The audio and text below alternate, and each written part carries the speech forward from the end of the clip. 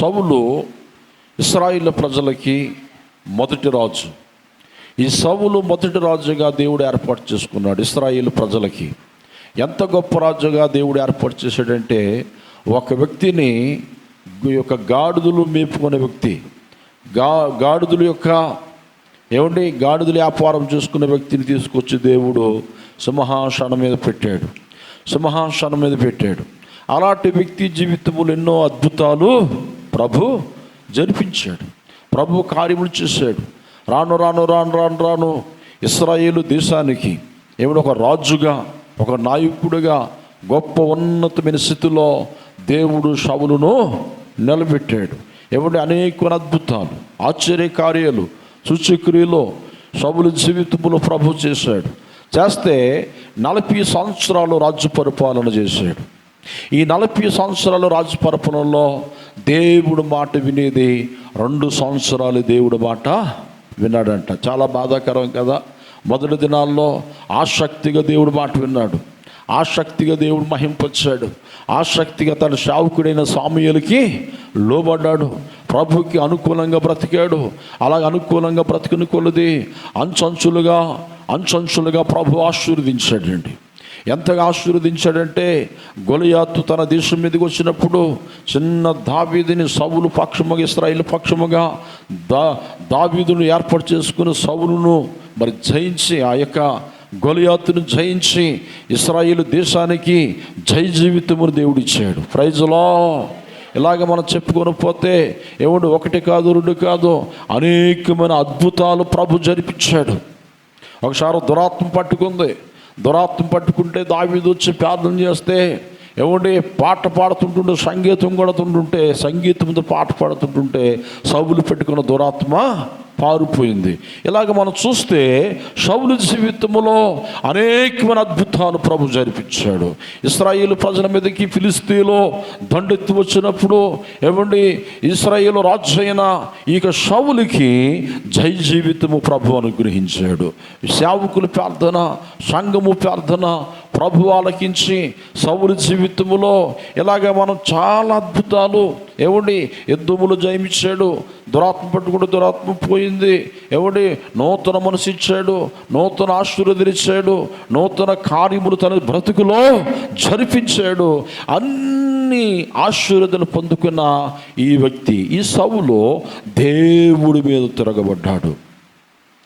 దేవుడికి అనుకూలంగా ఎప్పుడు జీవించినంత కాలము, దేవుడు మాట విన్నంత కాలము, దేవుడికి అనుకూలంగా బ్రతికినంత కాలము, వాక్యానుసారముగా జీవించినంత కాలము తన బ్రతుకులో జయము చూశాడు, విజయము చూశాడు, దురాత్మలు విడిచిపోవడం చూశాడు.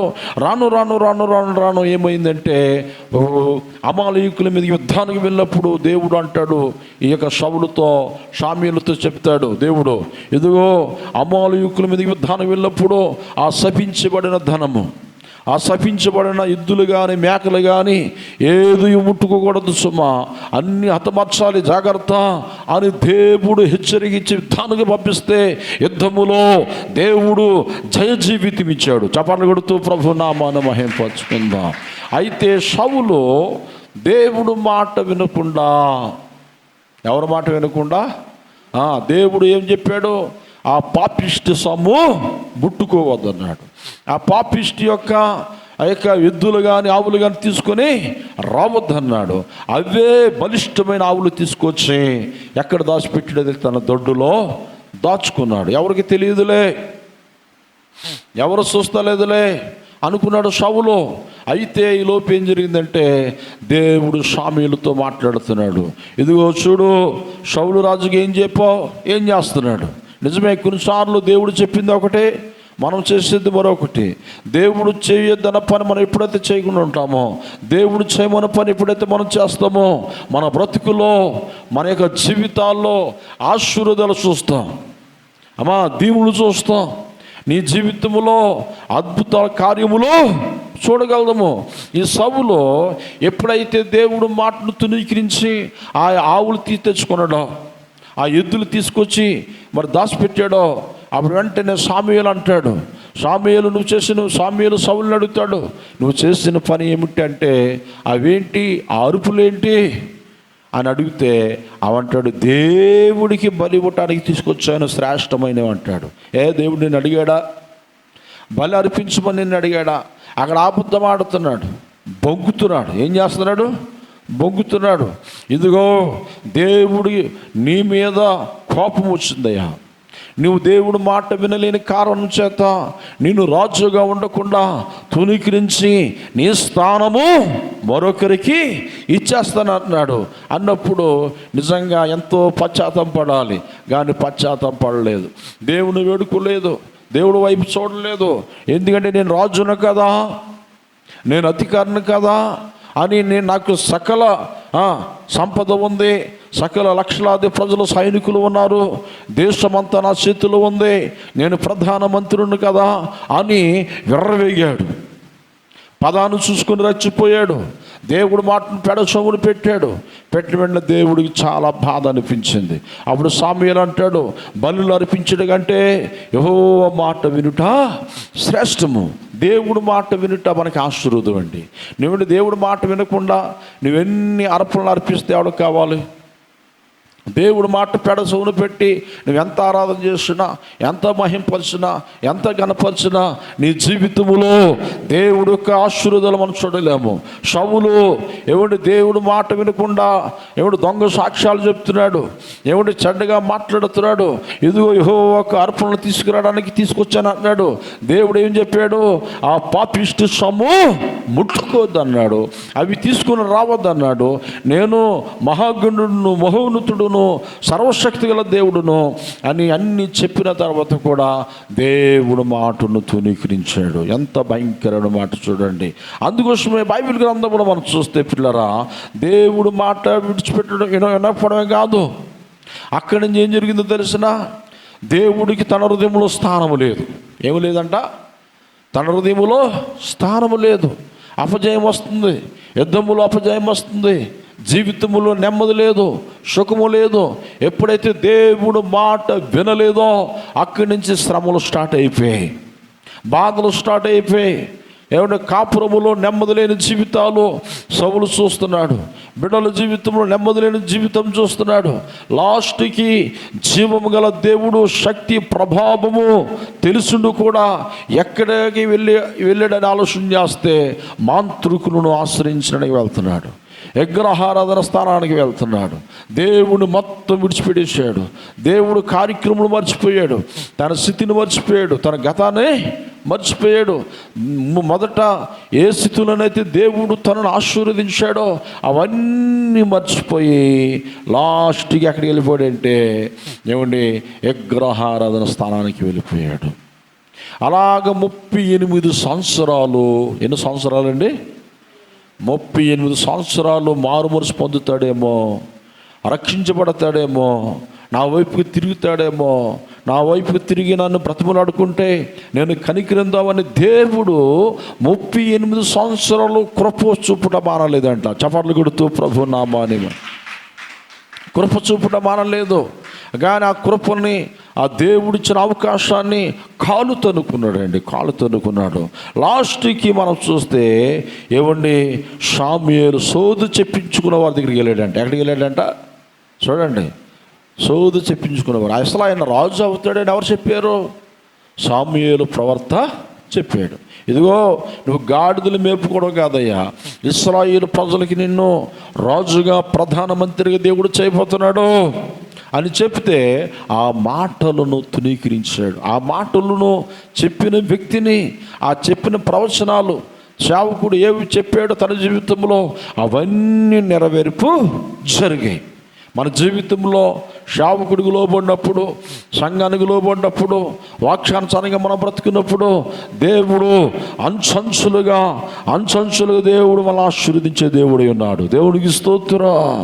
ఇలా చెప్పుకుని వెళ్తే సౌలు చరిత్ర అనేకమైన ఆటంకాలు వచ్చాయి, అనేకమైన ఇబ్బందులు పడ్డాయి, అనేకమైన సమస్యలు ఎదుర్కొన్నాడు. కానీ దేవుడు వైపు తిరగాలని మనసు రాలేదండి. ఒక రోజున మరలా దురాత్మ పడేసింది. ఏం పడేసింది? దురాత్మ పడేసిందండి. దురాత్మ ఎప్పుడు పడుతుంది? పరిశుద్ధాత్మ పొందుకోలేని వారు, పరిశుద్ధతను విడిచిన వారు, దేవుడు వాక్యమునకు విరోధంగా ప్రవర్తించే వారికి దురాత్మలు పడేస్తాయి. ఆ దురాత్మలు పడేసినప్పుడు మరలా దావీదుని తీసుకొచ్చినప్పుడు దావీదు ప్రార్థన చేస్తే దురాత్మ వదిలిపోయింది. చపర్లు కొడుతూ ప్రభువు నామానే. ప్రార్థనలో శక్తి ఉంది. అందుకే మన ప్రార్థన మానకూడదు, దేవుని మహింపరచడం మానకూడదు, దేవుని ఆరాధించడం మానకూడదు, దేవుని ఘనపరచడం మానకూడదు. ఈ సౌలు ఎవరు ప్రార్థన చేస్తే, ఎవరైతే ప్రార్థన చేస్తే దురాత్మ పోయిందో ఆ ప్రార్థన చేసిన దావీదుని సౌలు చంపాలని విసవిసూపుతూ ఉన్నాడు. చూడండి ఎంత దారుణం. ఎవరిని చంపాలనుకున్నాడు? తన కొరకు ప్రార్థన చేస్తే దురాత్మ పోయింది. తన కొరకు ప్రార్థన చేస్తే యుద్ధములో జయమునిచ్చాడు దేవుడు.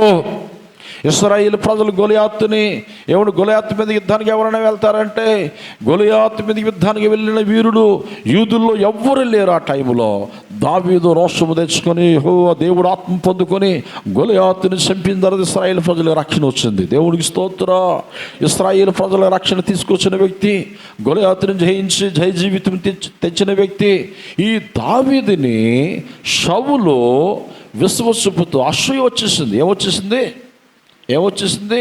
నాకంటే బలంగా, నాకంటే మంచి పేరు వచ్చేస్తుంది, నాకంటే బాగా ప్రబలుతుంది దావీదు పేరు, నాకంటే గొప్ప వీరుడుగా ప్రబలుతున్నాడు అని అసూయ వచ్చింది. కానీ అసలు దావీదు దేవుడిలో పడ్డాడు, దేవుడు వాక్యానుసారంగా ఉంటున్నాడు, దేవుడు మాట వింటున్నాడు, దేవుడు ఆత్మను పొందుకొని ఆత్మానుసారంగా ఉంటున్నాడు, నేను కూడా అలా ఉండాలని ఆలోచన చేయకుండా దావీదు మీదకి తిరగబడి అసూయతో తన జీవితాన్ని పతనము చేసుకుంటున్నాడు. ఈ రోజున జాగ్రత్త. నీవు నేను మనము మంచిగా వాడబడుతున్నవారు, మంచిగా ప్రార్థన చేస్తున్న వారిని, మనకు రక్షణ కొరకు ప్రార్థన చేసిన వారిని, మన క్షేమం కొరకు ప్రార్థన చేసిన వారిని, మనకి నెమ్మది కొరకు ప్రార్థన చేసిన వారిని బట్టి మనం దేవుని స్తుతించాలి. చపలు కొడుతూ ప్రభు నామాన్ని మహింపరచుకుందాం. వారిని బట్టి దేవుని మహింపరచాలి. అసలు సౌలు దావీదుని బట్టి దేవుని మహింపరచాలి. ప్రభా నైనా నా పక్షమున దావీదుని తీసుకొచ్చి దావీదుని ప్రేరేపించి నీ ఆత్మతో నింపి గొలియాతుని చంపి మా దేశానికి నాకు మా పేరు ప్రతిష్ఠ నిలబెట్టాడు ప్రభా. అటు కృప నువ్వు ఇచ్చావు, దావీదును వాడుకున్నావు అని దావీదుని బట్టి సౌలు ఏం చేయాలి? సౌలు దేవుని మహిమపరచాలి. కానీ దేవుని మహిమపరచలేదండి, దేవుని కనపరచలేదు. అలాంటి దావీదుని గుణపముతో పొడవాలు చంపేయాలని ఆలోచన చేశాడు. వెంటనే గుణపం తీసుకొని బల్లెము తీసుకొని గోడ పక్కన ఉన్న దావీదు మీద విసిరినప్పుడు ఈ గోడ యువతల నుంచి అవతలకి ఆ వీటి దూచుకుని వెళ్ళిపోయిందంట. అక్కడ ఏమని రాయబడి ఉందో తెలిసిన? యెహోవా దావీదును తప్పించును. దేవునికి స్తోత్రం. యెహోవా దావీదును తప్పించాడంట. నీ ప్రాణాన్ని తప్పించే దేవుడు, మన ప్రాణాలను కాపాడే దేవుడు అండి. అందుకే ఇశ్రాయేలు ప్రజలను కాపాడేవాడు కొనకుడు, నిద్రపోడు. దేవునికి స్తోత్రం. దావీదును తప్పించాడు. అప్పటికైనా సౌలు తెలుసుకోవాలి కదా, దావీదు పక్షమున దేవుడు ఉన్నాడు, దావీదు పక్షము దేవుడు యుద్ధము చేస్తున్నాడు, దావీదు దేవుడికి బహుప్రియుడు, ఆయన ఏమైనా చేస్తే దేవుడు ప్రతిదండన నా మీదకి వస్తుందని గ్రహించాలి. సౌలు అలాగా గ్రహించలేకపోయాడు, అలాగ ఆలోచన చేయలేకపోయాడు, మంచిగా ఆలోచన చేయలేకపోయాడు. మంచిగా ఆలోచన చేస్తే మంచి ఆశీర్వాదాలు వస్తాయి. దేవునికి స్తోత్రం. చెడ్డగా ఆలోచన చేస్తే అదే నీ జీవితములు ఎదుర్కొంటుంది. వెంటనే సౌలు మరలా దావీదుని ఎంతో చంపాలనుకున్నాడు. కానీ దావీదుని ఆ బైబిల్ గ్రంథంలో చక్కటి మాట ఉంది కదా, నా కృప సౌలుకి దూరం వచ్చేసి నా కృప దావీదుకి అనుగ్రహించి తిని. చపర్లు కొడుతూ ప్రభు నామాన్ని. నా కృప దావీదుకి అనుగ్రహించాను. మరి ఎందుకు సౌలుకి దేవుడు కృప దూరం అయిపోయింది? ఎందుకు దేవుడు ఆత్మ సౌలుకి దూరం అయిపోయింది? ఎందుకు దేవుడు సన్నిధి దేవుడికి సౌలుకి దూరం అయిపోయింది అని ఆలోచన చేస్తే 2 సంవత్సరాలే మారు మనసు పొంది కొత్త మనసు పొందుకొని మారు మనసు పొంది 2 సంవత్సరాలు నమ్మకం ఉన్నాడు. 38 సంవత్సరాలు తన ఇష్టమైన బ్రతికాడు. లోకములో బ్రతికాడు, చీకట్లో బ్రతికాడు, మాంత్రికుల దగ్గరికి వెళ్ళాడు, చెడ్డ వారితో సావాసం చేశాడు. దేవుడికి చాలా బాధ అనిపించింది.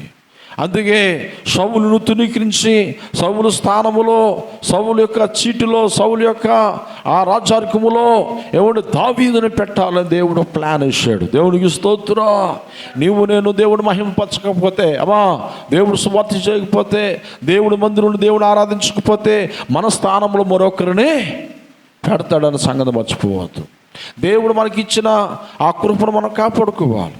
దేవుడు మనకి ఇచ్చిన ధన్యతను మనం కాపాడుకోవాలి. ఈ రోజున మనం పాటలు పాడుతున్నాం, ప్రార్థన చేస్తున్నాం, సువార్త ప్రకటిస్తున్నాం, ఏమంటే దేవుడు మందిరంలో దేవుడు ఆరాధిస్తున్నాం అంటే ఈ ధన్యత దేవుడు మనకి ఇచ్చాడు. ప్రైజులో. ఒకవేళ నేనే గొప్పవాడును, నాకులా ఎవడు ఆరాధన చేయడు, నాకులా ఎవరో ప్రార్థన చేయరు, నేనే నువ్వు గర్విస్తే నీ గర్వమును దేవుడు అనిసి నీ చీటిలో నీ స్థానమును మరొక వ్యక్తిని దేవుడు పెడతాడని సంగతి మర్చిపోకూడదు. ఏమంటే సౌలు గర్వం వచ్చేసింది, అసూయ వచ్చేసింది, గర్వం. అందుకే బైబిల్లో ఉంది, నాశనానికి ముందు చెప్పాలి మాట అందరూ, నాశనానికి ముందు గర్వం వచ్చేద్దంట. ఆ గర్వపు మాటలు వచ్చేసే సౌలుకి. అందుకే చాలా జాగ్రత్తగా భక్తి చేయాలి. ఎంతైతే తగ్గించుకుంటామో అంత హెచ్చించబడతాం. దేవునికి స్తోత్రం. దావీదు తగ్గించుకున్నవాడు, ప్రజల మధ్యలో సమాజంలో దేవుడు హెచ్చించేవాడు. అందరి ముందు, ప్రవర్తన ముందు, ఇశ్రాయేలు ప్రజల ముందు సౌలు హెచ్చించుకున్నాడు. దేవుడు తగ్గించాడు. ఒక రోజున దావీదుని మరి చంపాలని సౌలు తిరుగుతున్నాడు. ఏం చేస్తున్నాడు? చంపాలని, సౌలుని చంపాలి, దావీదుని చంపాలని సౌలు తిరుగుతుంటుంటే కొంతమంది సేవకులు, 60-70 మంది సేవకులు దావీదుని దాచిపెట్టారు. సౌలు చంపేసినట్లు ఉన్నాడు. దావీదు మంచి భక్తుడు, మంచి పాటలు పాడతాడు, కాబోయే రాజు, కాబోయే ప్రధానమంత్రి. అయ్య బాబోయ్, ఈ దావీదుని దాచిపెట్టాలని సేవకులంటే దావీదుకి చాలా ఇష్టం. దావీదు ఎక్కువ ఎవరితో ఉండేవాడు తెలిసిన? దేవుడితో, ఏమండి, మంచి పాటలు పాడేవారితో, మంచి ప్రార్థన చేసిన వారితో, ప్రవర్తనలతో ఆ దావీదు సావాసం చేసేవాడు. ప్రైజ్లో. మన సావాసం ఎలా ఉంటుంది? సంఘంతో ఉంటుందా? ఒకసారి మనం పరిశోధన చేసుకోవాలి. మన ఆత్మ జీవితం ఎలా ఉంటుంది? ఏమిటి? సౌలుమో దయ్యాలతో సావాసం చేసేవాడు, దావీదేమో దేవుడితో సావాసం చేసేవాడు. దావీదు పెద్దలతో సావాసం, సంఘ పెద్దలతో, ప్రార్థన వీరులతో, ఆరాధించేవారితో, ఆ కాలంలో గాయకులందరినీ పిలిపించి తనతో పాటు దేవుణ్ణి మహిమపరిచేవాడు. చపాట్లు కొడుతూ ప్రభు నామాన్ని మహిమ. దావీదుకి పేరు ప్రతిష్టలు వచ్చేస్తున్నాయి. దావీదుని దేవుడు హెచ్చిస్తున్నాడు. ఏమిటి? సౌలుకి వేల కొలది వందనాలు చెప్తుంటుంటే, సౌలుకి వేల కొలది వందనాలు చెప్తుంటే దావీదుకంట 10,000 వందనాలు చెప్తున్నారంట. దేవుడికి స్తోత్రం. రెట్టింపు ఘనత, రెట్టింపు దీవెనలు, రెట్టింపు పేరు ప్రతిష్టలు, రెట్టింపు బ్లెస్సింగ్ దావీదుకు దేవుడు అనుగ్రహిస్తున్నాడు. అలాగ అనుగ్రహించిన కారణం ఏమిటంటే మనం ఆలోచన చేస్తే, ఏమండి, దావీదు, దేవానివి నా దేవుడు, వేకువని లేచి నేను నిన్ను మహిమపరుస్తానయ్యా, నా జీవితకాలం అంతా మహిమపరుస్తాను, నా బ్రతుకు కాలం అంతా నిన్ను ఆరాధిస్తాను. లోతైన సమర్పణ, బలమైన సమర్పణ, బలమైన తీర్మానాలు, బలమైన భక్తి, బలమైన పరిశుద్ధత దావీదు ఎప్పుడైతే కలిగి ఉన్నాడో, దావీదుని దేవుడు ప్రజల మధ్యలో, సమాజంలో ఇశ్రాయేలు దేశానికి యెరూషలేముకు రాజుగా, అభిషక్తుడిగా, ఒక గొప్ప నాయకుడిగా దేవుడు దావీదుని బ్లెస్ చేశాడు. ప్రైజులో. మరి సౌలు ఇవన్నీ చూసి దావీదుని బట్టి సౌలు దేవుని మహిమపరచకుండా, దేవుణ్ణి ఆరాధించకుండా అసూయ వచ్చేసింది. అసూయతో దావీదుకి ఎవరైతే సహాయం చేశారో వారిని చంపాలనుకున్నాడు. ఏమండి, ఒకే రోజు 70 మంది సేవకుల వరకు, 68 మంది సేవకులని హతమార్చాడండి. ఏం చేశాడు? దావీదుకి మీరు సహాయం చేస్తారా? దావీదుని మీరు కాపాడతారా? నాకు అధికారం ఉంది, నేను ప్రధానమంత్రిని, నేను ఇశ్రాయేలు ప్రజల రాజును అని సేవకులందరినీ చంపించేశాడు. అప్పుడు దేవుడు కోపము, దేవుడు ప్రతిదండన సౌలు మీదకి వచ్చింది. అర్థమవుతుంది మాట? సౌలు మీదకి వచ్చింది.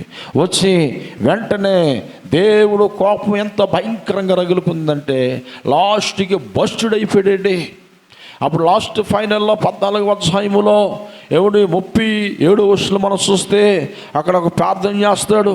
ఫిలిష్తీయుల మీదకి యుద్ధానికి వెళ్తాడు. యుద్ధానికి వెళ్ళే ముందు యుద్ధమున మాకు అపజయం వస్తుందో జయం వస్తుందని ప్రార్థనలో కనబడుతుంటుంటే దేవుడు జవాబు ఇవ్వడం. దేవుడు సైలెంట్ అయిపోయాడు. దేవుడు మాట్లాడటానికి ఇష్టపడలేదు. దేవుడు సౌలుకి సహాయం చేయడానికి ఇష్టపడలేదు. ఎందుకు తెలిసిన, సేవకుల్ని చంపించాడు, సేవకుల మీద తిరగబడ్డాడు, దేవుడి మీద తిరగబడ్డాడు. దేవుడు సావాసాన్ని పక్కన పెట్టాడు, ఇష్టం వచ్చిన ప్రవర్తించాడు. అక్కడ ఏమని రాయబడి ఉన్నదని ఆలోచన చేస్తే మొదటి సామూయేలు గ్రంథము 14వ అధ్యాయము 37వ వచనము, సౌలు ఫిలిష్తీయుల వెనుకకు నేను దిగిపోయిన ఎడల నీవు ఇశ్రాయేలు చేతికి వారిని అప్పగించదవా అని దేవుని యొద్ద విచారణ చేయగా ఆ దినమున ఆయన అతనికి ప్రత్యుత్తరం ఇయ్యకుండును. దేవుడు మాట్లాడడం మనుషుడు. ఎంత బాధాకరం చూడండి. ఏమండి, దేవుడు యొద్ద విచారణ చేశాడు కానీ దేవుడు మాట్లాడడం మానేశాడు. ఎందుకంటే చేయవలసిన పనులన్నీ చేశాడు. దుర్మార్గుడిగా ప్రవర్తించాడు. దేవుడు శక్తి తెలుసుండి, దేవుడు బలము తెలుసుండి, దేవుడు ప్రభావం తెలుసుండి, దేవుడు గొప్పతనం తెలుసుండి, దేవుడు పరిశుద్ధత తెలుసుండి, దేవుడు ఇశ్రాయేలు ప్రజల పక్షమున ఎన్ని అద్భుతాలు చేశాడో అవన్నీ కూడా తెలుసుండి దేవుడికి విరోధముగా ప్రవర్తించాడు. దేవుడు కోపము రగులుకుంది. ఇశ్రాయేలు ప్రజలు, సౌలు కుమారుడు యోనాతాను వీళ్ళందరూ కూడా ఎక్కడికి వెళ్ళారు? ఎక్కడికి వెళ్ళారు? యుద్ధానికి వెళ్ళారు. యుద్ధములో వేల లక్షల ప్రజలు చనిపోయారు. దేవుడు వదిలేశాడు. దేవుడు వదిలేస్తే మనం బ్రతకగలమా? దేవుడు విడిచిపెడితే మనకు పుట్టగతులు ఉంటాయా? దేవుడు దయాదాక్షములు తునీకరించబడితే మనము సంతోషముగా మనము బ్రతకగలము? భూమి మీద బ్రతకలేమండి. నా చిత్తము లేక, నా సలహా లేక అడుగు తీసి అడుగు ముందుగేయడం ఎవరికి సాధ్యము? ఎవరికి సాధ్యము అన్నాడు బైబిల్ గ్రంథములో. వెంటనే యుద్ధానికి వెళ్ళారు. యుద్ధములో అపజయం వచ్చింది. ఏమొచ్చింది? అపజయం వచ్చింది. సైనికులందరూ కూడా చనిపోయారు. శత్రుల చేతుల్లో, ఫిలిష్తీయుల చేతుల్లో ఓడిపోయారు. ఎవరు కనుమరుగా అయిపోయింది. వెంటనే సౌలు అన్నాడు, సౌలుకి ఎంత భయంకరమైన సావు వచ్చిందంటే ఏమంటే తన పక్కనున్న సైనికుడితో అంటున్నాడు, ఒరే ఇక నేను బ్రతకట అనవసరం, ఎంతో అవమాన పాలైపోయాను, నిందల పాలైపోయాను, ఇక నేను బ్రతకలేనుక నా అవమానాల్లో నేను తలెత్తుకోలేను అని ఆ సైనికుడితో అంటున్నాడు. పక్కనున్న సైనికుడితో, తన పనివాడితో, నా కత్తి తీసుకొని నువ్వు నన్ను చంపే, నేను చచ్చిపోతాను, ఆత్మహత్య చేసి నేను చచ్చిపోతానుక, నాకు బ్రతకడానికి ఇష్టము లేదు అని అంటుంటుంటే, వాయిబాబు రాజుగారు నిన్ను చంపడం నేనా, నాకు ధైర్యము చాలట్లేదయ్యా, నేను చంపలేనంటే అప్పుడు సౌలు ఏం చేస్తాడు? తన కత్తి తీసుకొని తానే పొడుచుకొని చనిపోయాడు. 40 సంవత్సరాల రాజు పరిపాలన చేసిన వ్యక్తి. ఎందుకు అంత భయంకరమైన పరిస్థితి వచ్చింది? ఎందుకు అంత భయంకరమైన అవమానం తన జీవితంలో చోటు చేసుకుంది? ఏమంటే తలెత్తుకు చరిత్ర వీరుడిగా బ్రతకవలసింది చరిత్రహీనుడిగా బ్రతికాడు. కారణం ఏమిటో తెలిసిన, భక్తి గలవాడిగా ఉండవలసింది భక్తిహీనుడు అయిపోయాడు. అందుకోసమే సౌలు చరిత్ర మనం బాగా ఆలోచన చేయాలి. మనం ఎవరు ఆలోచనలతో నడుస్తున్నాం? ఎవరు ఆలోచనలతో మనం నడిపించబడుతున్నాం? మనం చేసిన పని దేవుడికి ఇష్టమైనదా కాదా? దావీదు అయితే ఏమంటే ప్రతిసారి కూడా యుద్ధానికి వెళ్ళకూడదు, ఈ పని చేయకూడదు, దేవుని యొద్ద విచారణ చేసేవాడు. దావీదు ఒకనొక దినము తప్పు చేశాడు నిజమే, కానీ లోతైన పశ్చాత్తాపము పడ్డాడు. ప్రైజులో లోతైన పశ్చాత్తాపం పడ్డాడు. గుండెలు బాదుకున్నాడు, కన్నీరు కార్చాడు. ఎవడు తన పాపమును కన్నీటితో కడుక్కున్నాడు. దేవుడు ఆ కన్నీటి ప్రార్థన చూసి, ఆ విరిగి నెలిగిన హృదయమును చూసి దావీదును దేవుడు కనికరించాడు. మరి సౌలుని ఎందుకు కనికరించలేదని ఆలోచన చేస్తే సౌలుకి పశ్చాత్తాపం రాలేదండి. హృదయాన్ని కఠినపరుచుకున్నాడు.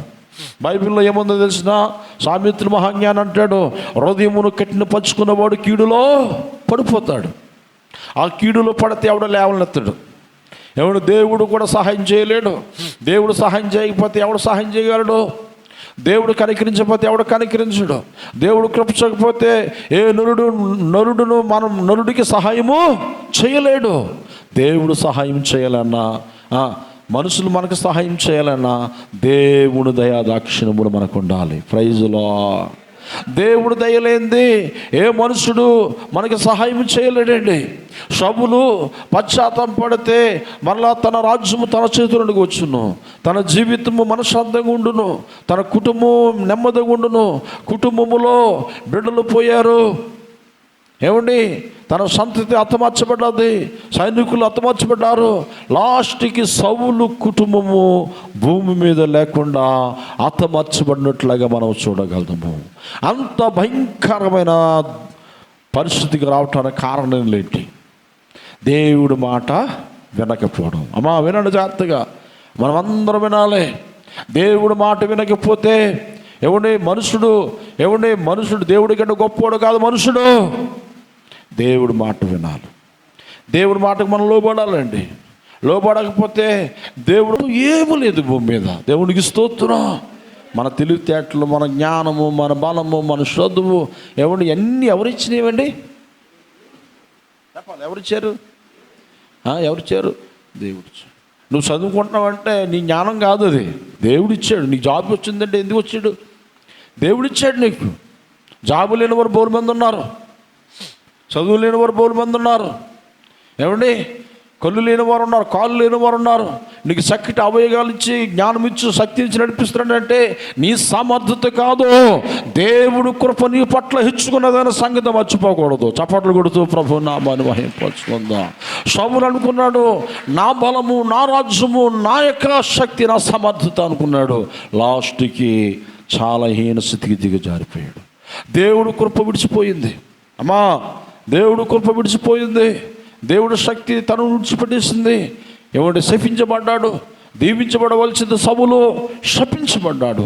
అందుకోసమే భక్తిహీనులో ఒక్కరిగా మనం ఉండకూడదని, లోకములో ఉన్న వారిలో ఒకరిగా మనం ఉండకూడదని. మనం అందరూ ఎలా ఉండదు? దావీదు అంటాడు, ప్రభా నేను పురుగును ప్రభా, నన్ను జ్ఞాపకం చేసుకో, నీ జ్ఞాపకములు నన్ను ఉంచు ప్రభా. దేవుడు ఆయన రాజు అయినప్పటికీ, అధికారం ఉన్నప్పటికీ తగ్గించుకొని భక్తి చేసి బతికాడు. చప్పట్లు కొడుతూ ప్రభు నామాన్ని. అబ్రహాము బహుధనవంతుడు. 318 మంది పనివారు ఉన్నారు. ఎంతమంది అమ్మా? ఎంతమంది ఉన్నారు పనివారు? ఎంతమంది? మన ఇంట్లో ఒకడే లేడు పనులు, ఆయన మాట అంటలేదు మనం. దేవుడికి స్తోత్రం కదా. 318 మంది పనివారు, ఎద్దులు, మేకలు, మందల కింద పశువులు, ఇవన్నీ విస్తారమైన ఆస్తుంది అబ్రహాముకి. అలాంటి వ్యక్తి దేవుడు మందిరంలో ఏమన్నాడు చిన్న, ప్రభా నేను ధూళి వంటి వాడినయ్యా. ప్రైజులో మనం అయితే, నేను ధూళి కాదు ప్రభా, నేను రాయిని ప్రభా, నేను బండను ప్రభా. హెచ్చించుకున్నవాడు తగ్గించబడతాడు, తగ్గించుకున్నవాడు హెచ్చించబడతాడు. సీక్రెట్ ఏమి లేదు. దేవుడు మందిరానికి వచ్చి తగ్గించుకుని, పిల్లలు నువ్వు, నీ కుటుంబము తగ్గించుకుని భక్తి చేయి. దావీదు వలె నువ్వు దినదినము ప్రబలతో నీ వ్యాపారం దీవించబడుతుంది, నీ చేతి పని దీవించబడుతుంది, నీ బిడ్డలు దీవించబడతారు. దావీదు అంటాడు, నేను నా ఇంటి వారు నా దేవుడు మందిరంలో పచ్చని ఒలివ మొక్కల వల్ల దేవుడు మందిరము నాటబడి ఉన్నాము. చప్పట్లు కొడుతూ ప్రభు నామ. మళ్ళా అంటాడు 23వ కీర్తన, నా గిన్నె నిండి పొర్లుతుంది. దేవునికి స్తోత్రం. ఈ ఆశీర్వాదాలన్నీ ఎలా వచ్చాయి? దేవుని కాపరిగా చేసుకున్నాడు, దేవుని నాయకుడిగా చేసుకున్నాడు. అందుకే యెహోవా నా కాపురం, నాకు లేమి కలగదు. హల్లెలూయా. మరి సౌలు అన్నాడా? అలాంటి పాట ఒక పాటనే రాసాడా? దౌర్భాగ్యుడు. ఒక పాట కూడా రాయలేదు, ఒక పాట కూడా పాడలేదు, ఒక ప్రార్థన కూడా లేదు, ఉపవాస ప్రార్థన లేదు, కన్నీటి ప్రార్థన లేదు. అంటే దౌర్భాగ్యానికి తిట్టడం కూడా తప్పులేదు. దేవునికి స్తోత్రం కలిగిన సౌలు భక్తుడిగా ఉండవలసింది భక్తిహీనుడు అయిపోయాడు. అందుకే దేవుడు కృప విడిచి వెళ్ళిపోయింది. దేవుడికి స్తోత్రం. అందుకే సౌలు చరిత్ర, దావీదు చరిత్ర, మన పితరుల చరిత్రలో దేవుడు బైబిల్ లేఖనములో, బైబిల్ గ్రంథములో లిఖించి మన చేతిలో ఆ గ్రంథం ఎందుకు పెట్టి తెలిసిన, అపవిత్రంగా బతకడానికి కాదు, పరిశుద్ధులుగా బ్రతకటానికి. హల్లెలూయా. రోషము కలిగి మన భక్తి చేసిన వరకు ఉండాలి. అలా ఎప్పుడైతే భక్తి చేస్తామో దేవుడు మనల్ని ఆశీర్వదించేస్తాడు. ప్రైజ్లో మీకు అర్థమవుతుంది మాటలు లాస్ట్ వరకు. సౌలు జీవితం పాడైపోవడానికి కారణాలు, సౌలు జీవితము గాడిదలు, తప్పిపోయిన గాడిదలు వెతుకుతున్నాడు కానీ దొరకలేదు. గాడిదల వ్యాపారం చేసేవాడు సౌలు. ఏ వ్యాపారం? గాడిద వ్యాపారం చేసుకుని బతికేవాడు. గాడిదలు తప్పిపోయి కనబట్టలేదు. అప్పుడు గాడిదలకు చాలా విలువ ఉండేది, బరువులు మోస్తూ ఉండేవి, అందరూ కొనుక్కొని పట్టుకుని వెళ్ళేవారు గాడిదలు. అంటే ఇప్పుడు బైకులు కార్లు ఎలా కొంటామో అప్పుడు గాడిదలు కూడా కొనేవారు. అయితే ఆ గాడిదలు తప్పిపోయిన గాడిదలు పనివాడు సలహా ఇచ్చాడు, సామీయులు ప్రవర్త దగ్గరికి వెళ్తే మన గాడిదలు ఎక్కడున్నాయో తెలియపరుస్తాడంటే, అలాగే సేవకుడు తెలియపరిచాడు. మరొక ఆశీర్వాదం ఏంటంటే నిన్ను రాజుగా చేయబోతున్నాడు దేవుడు. హల్లెలూయా. దేవుడి ప్రణాళిక నీ పట్ల ఉంది, జాగ్రత్తగా ఉండాలి సుమా అని చెప్పాడు. ఉన్నాడా? లేడు. కళ్ళు నెత్తి మీదకి వచ్చేసాయి. ఏం మాట్లాడుతున్నాడు అర్థం లేదు. సేవకుడు మీద తిరగబడ్డాడు. ఈరోజు చాలామంది పిల్లలు తల్లిదండ్రుల మీద తిరగబడుతున్నారు, సంఘం మీద తిరగబడుతున్నారు, సేవకుల మీద తిరగబడుతున్నారు. నీకు ఆశీర్వాదము కాదు, నీకు దీవుని కాదు, నువ్వెంత లోబడితే అంత ఆశీర్వాదం. ప్రైజ్లో ఈ మాటను ఏం చెప్పట్లేదండి, బైబిల్ బోధిస్తుంది. ఏమండి, సేవకుడికి లోబడేవాడు ఉజ్జియా యెహోవాను ఆశ్రయించినంత కాలము, ఉజ్జియా ప్రవర్తనను ఆశ్రయించినంత కాలము బహుగా వర్ధిల్లును. ప్రైజులా. ఉజ్జియా దేవుణ్ణి ఎప్పుడైతే విడిచిపెట్టేసాడో, ఆషాపు ఎప్పుడైతే దేవుణ్ణి విడిచిపెట్టేసాడో, చాలామంది రాజులు దేవుని ఎప్పుడైతే విడిచిపెట్టేశారో పతనము స్టార్ట్ అయింది వారికి. ప్రైజులా. అమ్మా ఏం స్టార్ట్ అయింది? పతనం స్టార్ట్. యెహోషువ పాత దేవుని విడిచిపెట్టేసాడు, పతనం స్టార్ట్ అయిపోయింది. అందుకోసమే వారి చరిత్రను మనం గుర్తించి, ఏమండి వారి యొక్క మాటలు, వారి ప్రవర్తన మనం గుర్తించి మనము పతనము కాకుండా దేవుడు యందు మన భయభక్తులు కలిగి ఉండాలి. ప్రైజులో. హల్లెలూయా. ఎవరు యందు భయభక్తులు కలిగి ఉండాలి? దేవుడు యందు భయభక్తులు కలిగి ఉండాలి. అలా భయభక్తులు కలిగి ఉంటే దేవుడు మనల్ని బ్లెస్ చేస్తాడు, దేవుడు మనల్ని ఆశీర్వదిస్తాడు, దేవుడు మనల్ని హెచ్చిస్తాడు, దేవుడు గొప్ప కార్యాలు మన పట్ల జరిపిస్తాడు. దేవుడికి స్తోత్ర. దేవుడు మనల్ని దీవించి ఆశీర్వదించునుగాక, ముందుకు నడిపించునుగాక. అందరూ ప్రార్థన చేసుకుందాం. మన ప్రియులు మరి నిద్రించారు. కృష్ణవేణి సత్యవేణి కుమారుడు, మనందరం సంఘం అందరం వెళ్ళి ప్రార్థన చేద్దాం. ఆ భూస్థాపన కార్యక్రమంలో మనం పాల్పంచుకుందాం. అలాగనే విశ్వాసరావు గారు, అమ్మమ్మ గారు కూడా నిద్రించారు. వాదరపు కొరకు ప్రార్థన చేద్దాం. అలాగనే మన సంఘాల క్షేమం కొరకు అందరం కలిసి ప్రార్థన చేసే సమయంలో లాజరస్ గారు ముందుకు వచ్చి ప్రార్థన చేస్తారు. మనం ముగించుకుందాం. దేవుడు ఈ మాటలను ఆశీర్వదించును గాక. అందరం లేచి నిలబడదాం ఒకసారి. ప్రతి ఒక్కరు అందరూ లేవండి. లేచి రెండు చేతులు ఆకాశం వైపు చాపి ప్రార్థన. దేవాని స్తోత్రము స్తోత్రము స్తోత్రము స్తోత్రము స్తోత్రము స్తోత్రము స్తోత్రము. పరిశుద్ధుడానికి స్తోత్రము, పరమందు ఆశీనుడానికి స్తోత్రము. నాయన నా తండ్రి, మా తండ్రి, ఓ ప్రభువా, అయా నా తండ్రి, నీ దాసుడిని ప్రభువా ఈ స్థలంలో నిలబెట్టుకొని ప్రభువా, నా తండ్రి బలమైన నీ అభిషేకం ఇచ్చి ప్రభువా, ఇదిగో నాయనా నా తండ్రి, మా తండ్రి శౌలు నాయనా నా తండ్రి 40 దినాల పరిపాలనలో ప్రభువా 2 సంవత్సరాలే ప్రభువా నా తండ్రి దేవునికి ఇష్టడుగా ఉన్నాడని చెప్తున్నాడు. 38 సంవత్సరాలు దేవునికి దూరంగా ఉన్నాడని దేవాని వాక్యం చెలవిస్తుంది ప్రభువా. నా తండ్రి, మా తండ్రి దేవా, అతనిలోనైనా దేవుని గురించిన భయము భక్తి లేకుండా ప్రభువా దేవా పతనమైపోయాడు తండ్రి. దావీదును ఎంచుకున్నాడు ప్రభువా. గొప్ప దేవుడానికి వందనాలు, స్తోత్రాలు. అలాంటి నాయనా నా తండ్రి, మా తండ్రి దేవా, దావీదు వలే ప్రభువా, నా తండ్రి అబ్రాహం వలే ప్రభువా, నా నాయన నా తండ్రి, నా తండ్రి దేవా నీ పాదాల శంతన నాయన దేవా మేము వేగులు పడి ప్రభువా, నా తండ్రి బార్లు పడి ప్రభువా దేవా నీ పాదాల దగ్గర మొరపెట్టేవారిగా దేవా మా తప్పుదమ్ములు, మా పాపములు దేవా నీ పాదాల దగ్గర ఒప్పుకునేవారిగా ప్రభువా, ఆ ఒప్పుకొని విడిచిపెట్టేవారిగా తండ్రి దేవా నీ తట్టు చూసే కనులు దయచేయండి, నీతో ఏకేపించే మనసు దయచేయండి, యాకోబు వలి నీతో పెనిగిలాడే మనసును దయచేయండి ప్రభువా. నాయన నీకు వందనాలు, స్తోత్రాలు ప్రభువా. ఇది ఒక కొడుకు ప్రభువా, నా తండ్రి, మా తండ్రి అయా నాయన నా తండ్రి మంచి జాబు ఇచ్చాడు దేవుడు. చావుకల దగ్గర పరిసరి చేస్తున్నా దేవా చిన్న వయసులో నా తండ్రి, మా తండ్రి తను చేసిన పరిసరిని పెట్టి ప్రభువా మంచి జాబ్ ఇచ్చాడు. 65,000 జీతం అలాంటి జాబు బ్యాంకులో జాబ్ వచ్చింది. అది నా తెలివి నా జ్ఞానం అని చెప్పేసి దేవునికి దశంభాగం దేవునికి ఇవ్వాల్సింది ఇవ్వకుండా మా తండ్రి కుమారుడు నాయన గర్వించాడు. ప్రభువా గొప్ప దేవుడా నా తండ్రి, అయినను నువ్వు కొట్టేవు దేవా, గొప్ప దేవుడా. తన నేత్రాలు తెరవబడేట్లు ప్రభువా తనకు మారి మనసు ఇవ్వండి మా తండ్రి. తనలో ఉండే నాయన అవయవాలన్నీ ప్రభువా, నరాలను మూలుగులను ఎముకలను మీరు సడలింపచేయండి. మీ రక్తధారలతో కడిగి శుద్ధి చేయండి ప్రభువా. దేవా నా తండ్రి మళ్ళీ నాయన తన తప్పు తెలుసుకొని ప్రభువా నీ పాదాల దగ్గర పశ్చాత్తాపడి ప్రభువా నీ సన్నిధిలోనైనా నా తండ్రి మళ్ళీ మా తండ్రి ఒలేవు మొక్క వలె వెతుకుటకు సాయం చేయండి ప్రభువా. నా తండ్రి నీకు వందనాలు. ఇదిగో నాయనా నా తండ్రి దేవా నా ప్రభువా, ఇప్పుడే కుమారుడు నాయన నా తండ్రి సత్యవతి గారు అబ్బాయి నిద్రించాడని తెలిసింది దేవా. ఆ బిడ్డలు నాయన తల్లిదండ్రులు కుటుంబీకులు ప్రభువా అందరూ ఆ బిడ్డలను ఓదార్చి బలపరచండి తండ్రి.